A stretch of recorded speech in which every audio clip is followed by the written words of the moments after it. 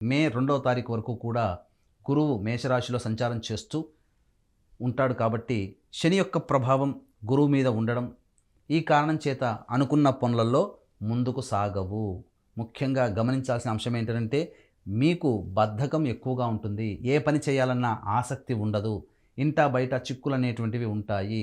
సోదర సోదరీమణులతో అలాగే తెలిసిన వారితో నమ్మకస్తులతో ఇబ్బందులు ఎదుర్కొంటారు. కొత్త వాళ్ళు పరిచయం అవ్వడం, తద్వారా వాళ్ళ వల్ల మోసపోవడం అనేటువంటిది మే 2వ తారీఖు వరకు జరుగుతుంది కాబట్టి కొత్త స్నేహితుల పట్ల అప్రమత్తంగా ఉండండి.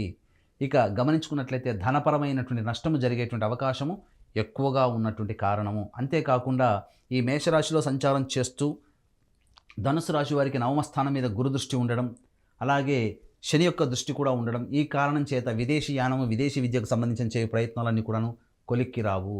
అలాగే పిత్రార్జితము, పూర్వార్జితము అనగా మీరు సంపాదించుకున్న సొమ్ము తాత ముత్తాతలు సంపాదించిన